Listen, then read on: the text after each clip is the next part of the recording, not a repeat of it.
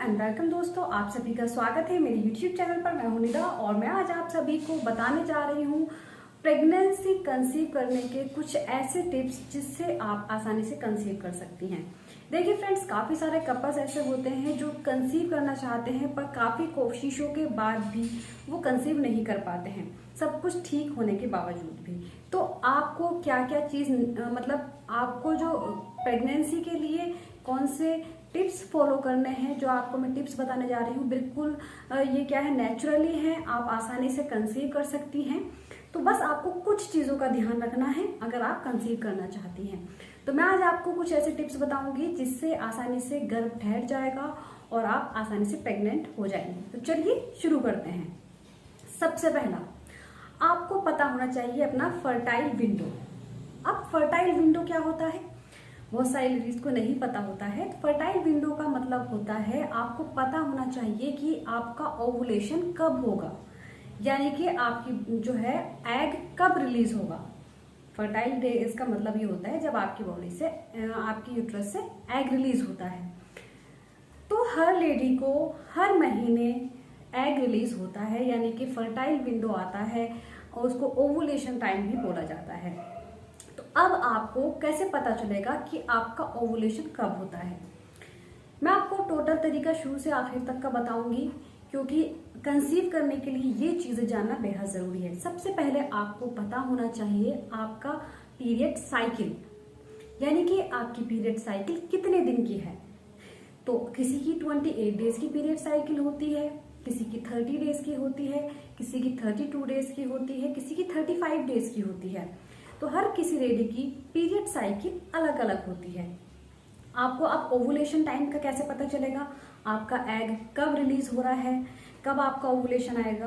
तो मैं आपको इसमें तरीका भी बताऊंगी कैसे आपको पता चलेगा कब आपका ओवुलेशन होगा।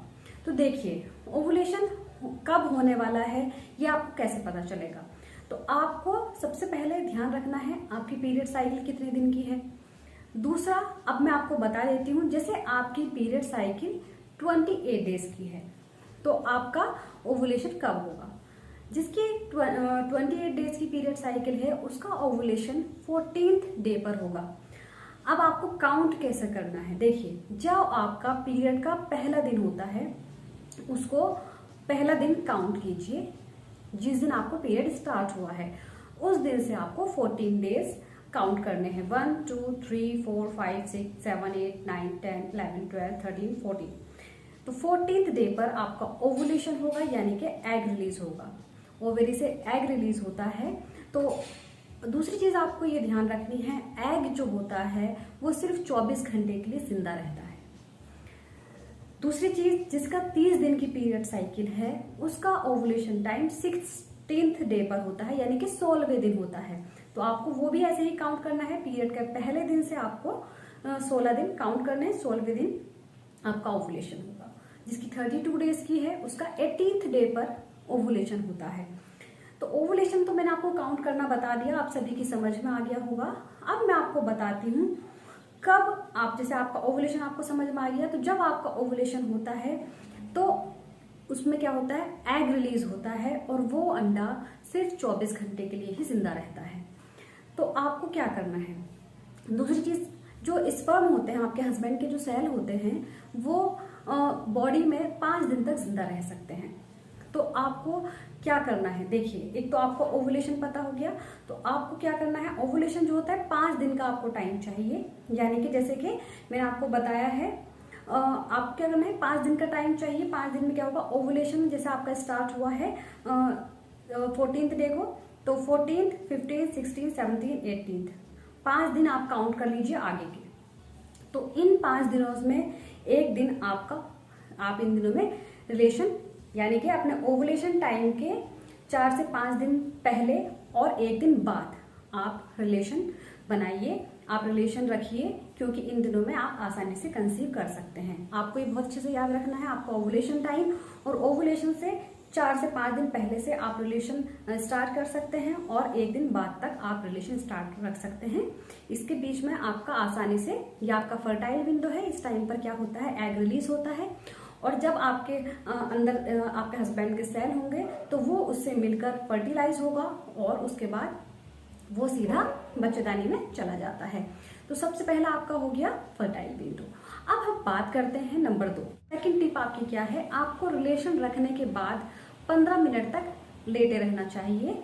इससे क्या होगा, जो आपके हस्बैंड के सेल हैं यानी कि स्पर्म है वो बाहर नहीं आएंगे। और इसके अलावा दूसरी चीज आपको ये भी ध्यान रखना है, अगर आपको ऐसा लगता है स्पर्म्स बाहर आ रहे हैं, कुछ बाहर आ रहा है, तो आपको जैसे आप लेटी हैं तो आपको थोड़े से पैर ऐसे ऊपर करके आप 5 से 10 मिनट ऐसे भी लेट सकती हैं। बिल्कुल आपको उल्टा नहीं लेटना है, इस तरीके से आप पैर ऊपर करिए और इस तरीके से आप लेट जाइए। तो ये बहुत अच्छा तरीका है, इसे आप आसानी से कंसीव कर सकती हैं। तीसरा आपकी डाइट, आपको डाइट पर ध्यान देना है। अगर आप बेबी प्लान कर रही हैं तो आपको सब चीज़ों का ध्यान रखना बेहद ज़रूरी है। हरी सब्जियां खाएं, फ्रूट्स खाएं, इसके अलावा बीन्स खाएं, नट्स खाएं और फूड का अच्छे से ध्यान रखें। दूसरी चीज़, जो महिलाएं होती हैं, महिलाओं को अगर प्रेगनेंसी प्लान कर रही हैं तो पपीता और पाइनएप्पल नहीं खाना चाहिए। इसके अलावा आपको स्ट्रेस नहीं लेना है, ये बहुत ज़रूरी है प्रेगनेंसी के लिए। और रेगुलर वॉक करनी है। रेगुलर आपको कम से कम 15 मिनट से आधे घंटे तक आपको रेगुलर मॉर्निंग और इवनिंग वॉक करनी है। इसके अलावा स्मोकिंग और अल्कोहल बिल्कुल नहीं लेना है, इससे आपके जो हार्मोन्स है उस पर काफ़ी प्रभाव पड़ता है। तो ये 5 टिप्स हैं, इसको आप फॉलो ज़रूर करिएगा। अगर आपको कंसीव करने में प्रॉब्लम हो रही है तो इससे आप ज़रूर कंसीव करेंगी। और इसके अलावा आपके अगर इरेगुलर पीरियड्स की प्रॉब्लम है तो आप मुझसे आसानी से कमेंट्स में पूछ सकती हैं। इसके अलावा आप मुझसे कुछ भी पूछना चाहें तो आप मुझसे कमेंट बॉक्स में पूछ सकती हैं। और आप मुझे इंस्टाग्राम पर भी फॉलो कर सकती हैं। इंस्टाग्राम पे अगर आपको पर्सनली कुछ भी बात करनी है तो इंस्टाग्राम की मैंने इसमें आईडी दी है, लिंक में आप देख लीजिएगा, तो आप इसमें मुझे फॉलो कर सकती हैं। इसके अलावा फ्रेंड्स, आपकी कोई भी क्वेरी है, कुछ भी है, तो आप आसानी से मुझसे पूछ सकती हैं। Thank you.